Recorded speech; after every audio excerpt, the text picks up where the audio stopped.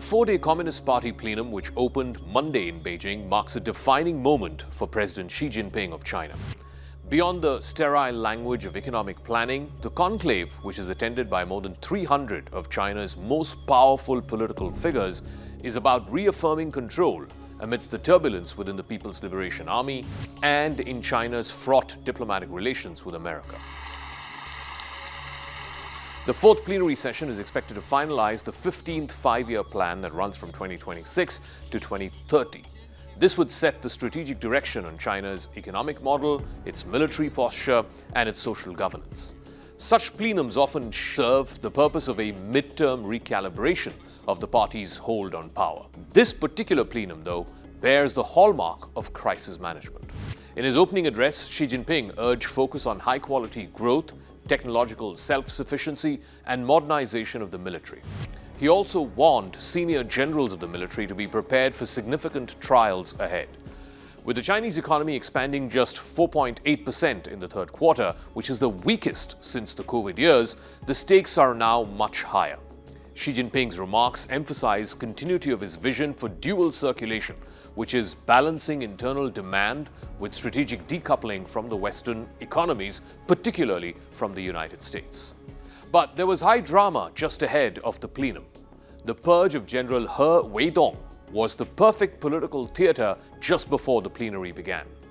Announced on the 18th of October, just a couple of days before the plenum, the expulsion of 9 senior PLA generals, including He Weidong, who served as the vice chairman of the Central Military Commission, sent shockwaves through China's military elite. He was widely regarded as China's second most powerful general. He was effectively the vice commander of the armed forces and, once upon a time, a trusted ally of Xi Jinping. A career officer from the Eastern Theater Command, He oversaw operations around Taiwan, and he had earned Xi's confidence, particularly during the previous military restructuring that happened in 2017. Therefore, He's removal signals more than just a corruption case. It suggests deep factional unease inside the PLA. And the context of this purge could not get worse for Xi Jinping. He had reportedly given an unofficial deadline of 2027 to reassert China's control over Taiwan. 2027 is the year that the People's Liberation Army of China completes 100 years. The Defense Ministry accused He Weidong of serious job-related crimes involving extremely large sums of money. They also accused him of a collapse of beliefs, blaming him for undermining both military unity and also party authority. Notably, these purges were announced just a couple of days before the party's top plenum, which turned out to be an unmistakable act of political choreography. The purge conveniently reinforces Xi's message that corruption equals disloyalty and discipline in the military means loyalty to the party above all else. It also reflects concerns about reliability within the ranks after several rocket force commanders were removed earlier this year. By making He Weidong, who was once considered incorruptible, into a cautionary tale, Xi Jinping is projecting unwavering dominance at home. Xi Jinping's method of ruling through periodic purges and public discipline achieves two aims. One, it eliminates potential rivals, while at the same time it portrays Xi Jinping as the guardian of China's national integrity. The coordinated timing illustrates how Xi merges domestic consolidation with external signaling.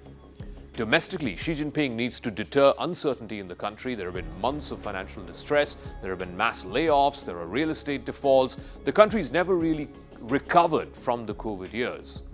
Internationally, Xi Jinping must demonstrate that China remains stable, maybe even ruthless, under his command. So that message, meant for the international audience, was equally aimed at one other world leader, which is American President Donald Trump.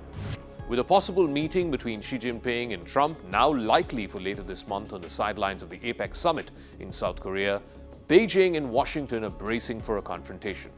The two presidents are expected to meet around the end of the month, marking their first direct meeting since Trump's return to office in January. It will take place amidst the most fierce escalation of the trade war since Trump came back to office for a second term. In early October, China announced sweeping export controls on 12 rare earth metals, which are vital for the semiconductor and defense industries.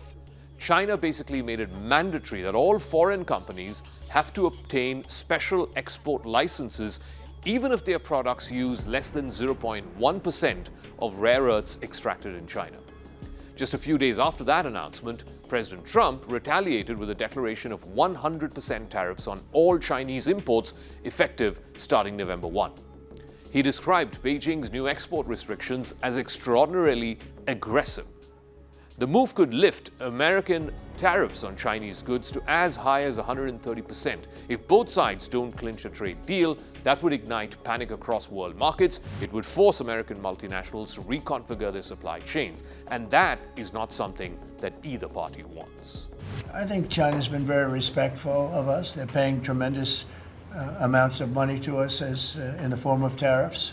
As you know, they're paying 55%. That's a lot of money. They never were paying anything over years and years and years. But they were like anybody else. A lot of countries took advantage of the U.S. They're not taking advantage anymore. No, China's paying 55% and a potential 155% come November 1st unless we make a deal. And I'm meeting with President Xi. We have a very good relationship. We're going to be meeting in South Korea in a couple of weeks. And we'll see what we can do. We have a very good relationship with China, but you know, it's been probably a little bit like your relationship with China. They try and take advantage, but most countries do. I mean, I can say the European Union took advantage, but not anymore. We worked out a very fair trade deal. Japan, we worked out a very fair deal. South Korea, where I'll be meeting President Xi, we worked out a very fair deal, and I expect we'll probably work out a very fair deal with President Xi of China. So most of you will be with us. It's going to be very exciting. And I think we're going to work out something that's good for both countries. Trump, who had briefly hinted that the meeting with Xi Jinping might be cancelled, he confirmed last week that he will indeed sit down across the table with Xi. Trump had described the meeting as a showdown over fair trade. Chinese state media, while cautiously confirming Xi's attendance of the APEC Summit, has downplayed expectations of a breakthrough when both leaders meet. In fact, they're both backed into a nationalist corner. Trump is under domestic pressure to appear tough on China. Xi Jinping is facing internal fissures, so he cannot afford to appear weak either. The timing of the plenum, the purge of the second most senior general, and the looming APEC Summit meeting with Trump collectively all serve one goal, and that is to reassert Xi Jinping's personal authority in uncertain times.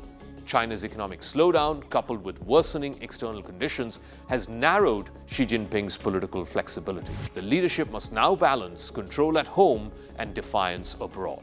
It's a classic move of all embattled autocrats, Xi Jinping being no exception.